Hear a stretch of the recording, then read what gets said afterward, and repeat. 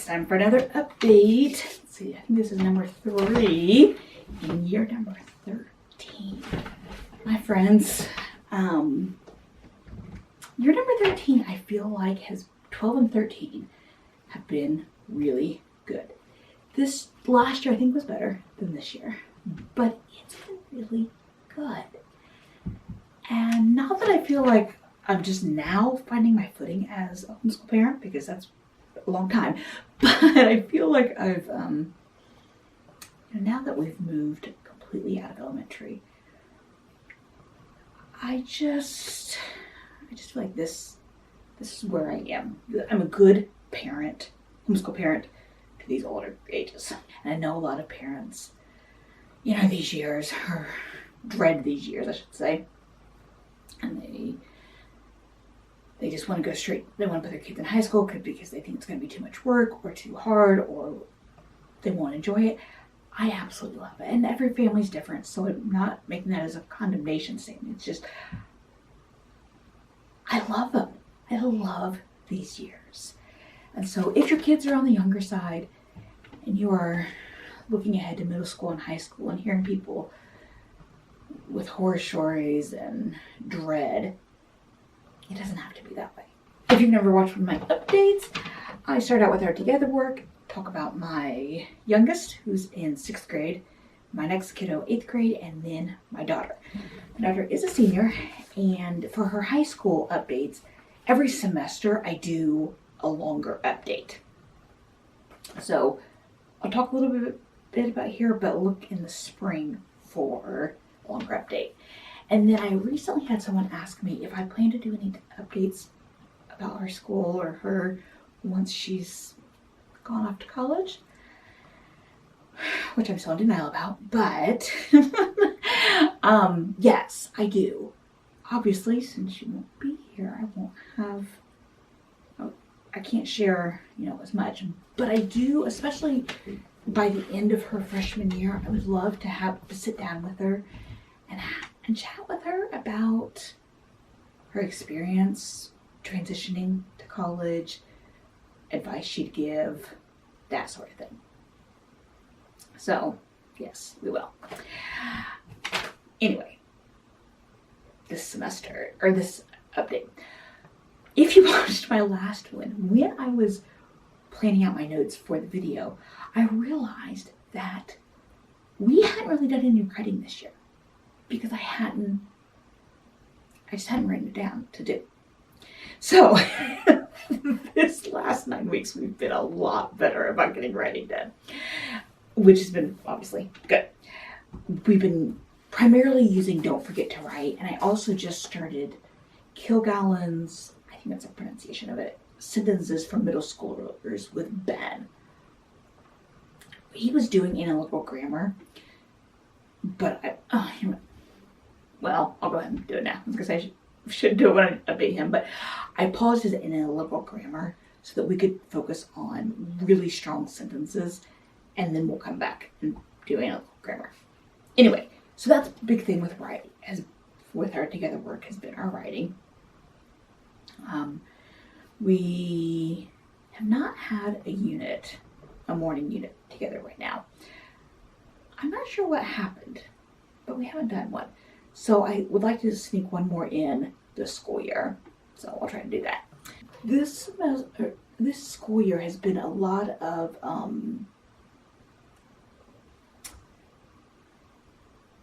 I feel like we've been more scattered this year as far as like things during our school day, and I try so hard not to have that happen.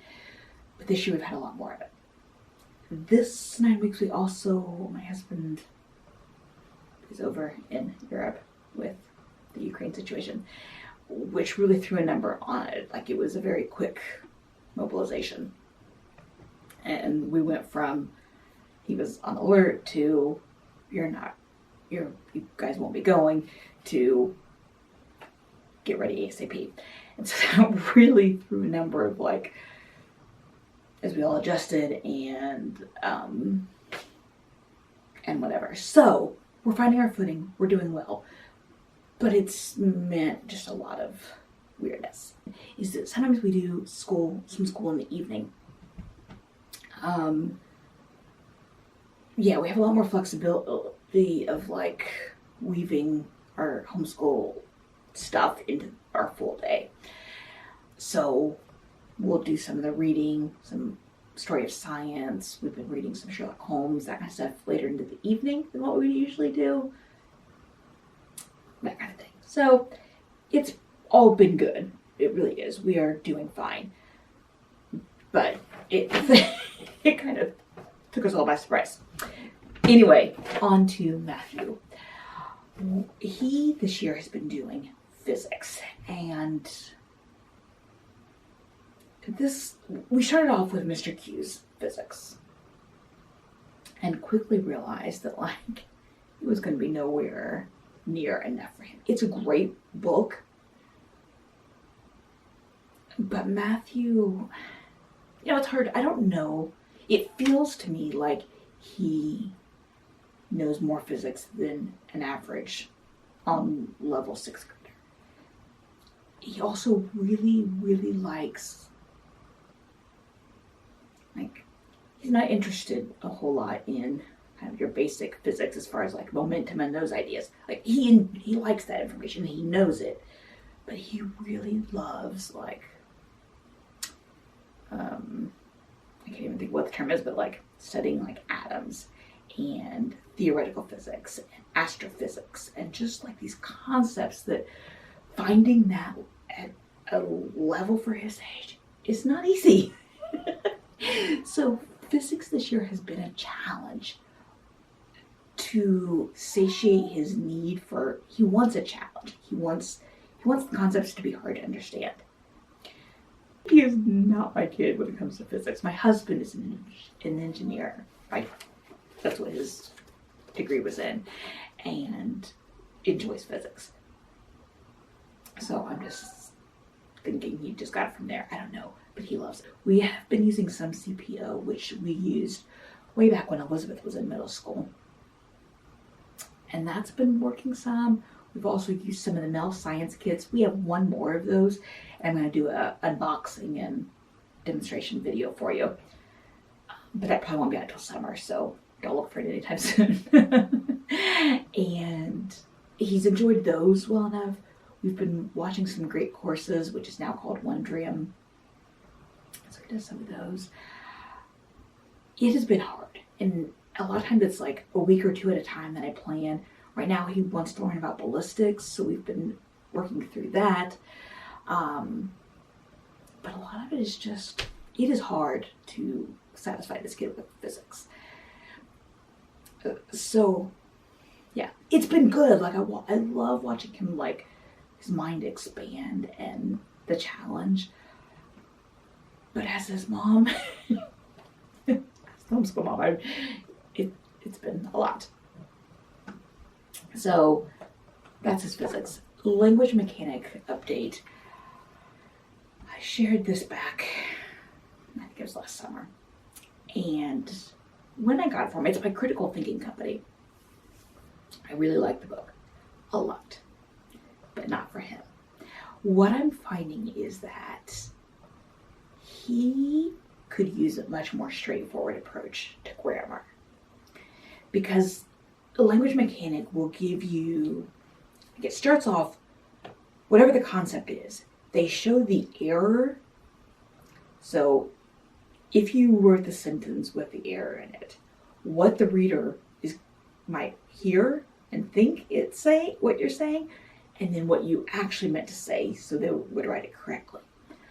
I think it's a fantastic thing. It would have satisfied me, but I didn't do a good job picking this out for Matthew. It is not a great program for him. He really has a hard time with the error part, especially. We're still going through it, but if we don't finish it, I'm not going to be worried about it. We'll go through it at his pace and be done with it.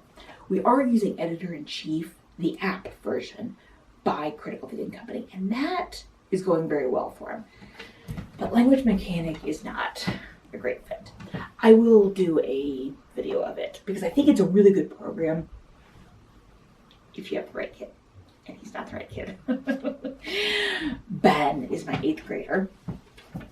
And we are almost done with Mr. D's Algebra 1. He went from Beast Academy 5 to it.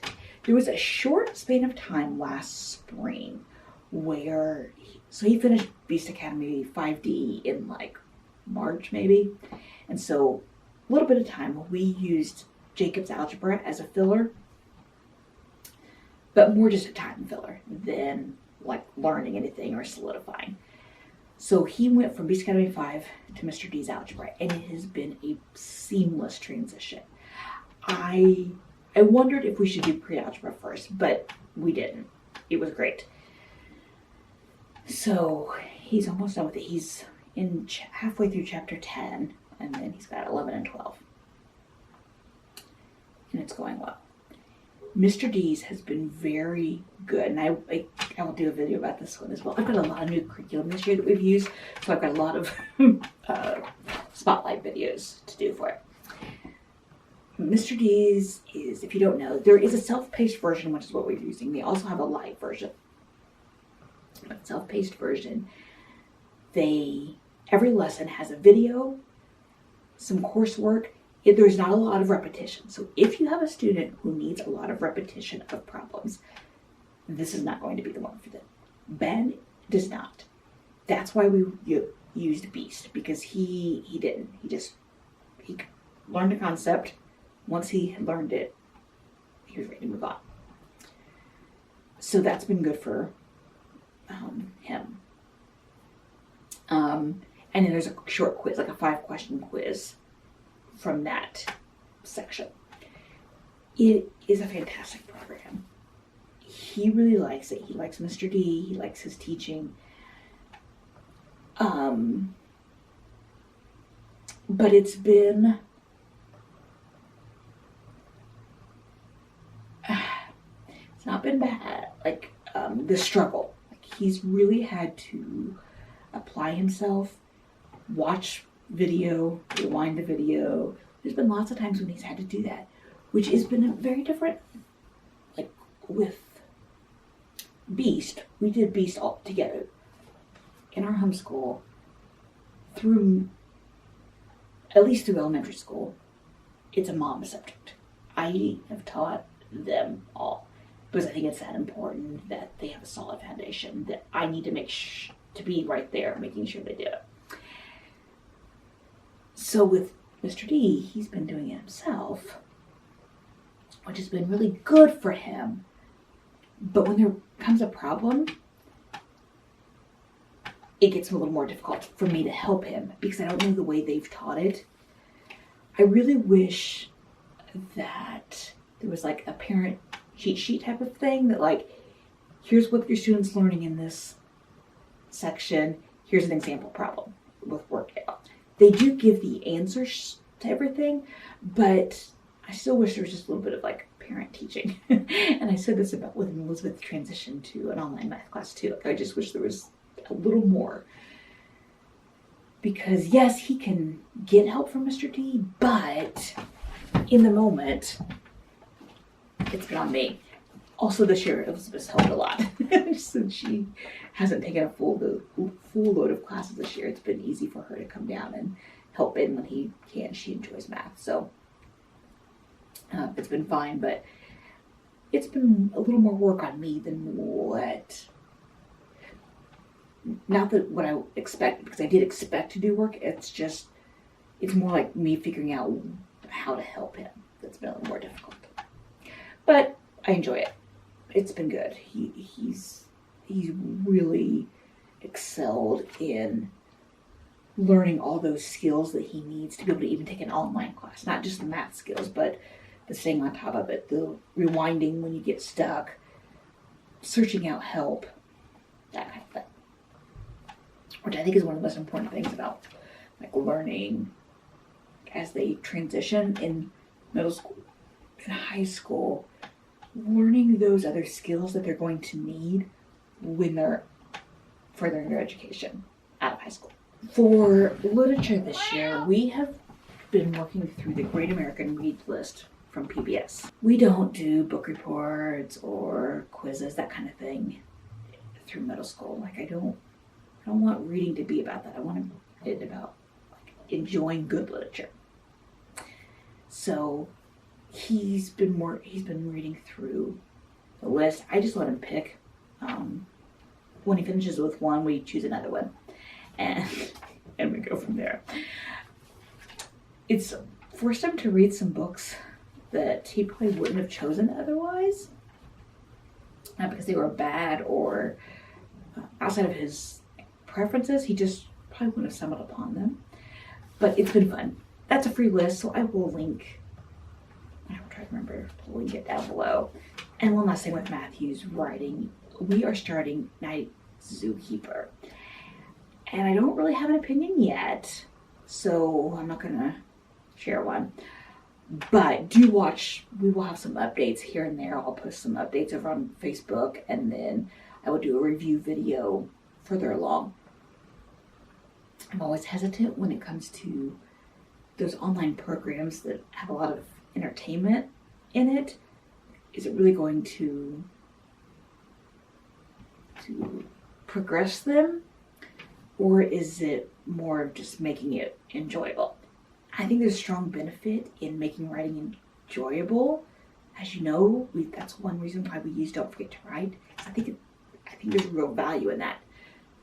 But if it's going to be something I'm going to pay for, like a subscription, I want there to be more benefit than just that. So do look for an update. I'm excited to have this opportunity to share it and explore it.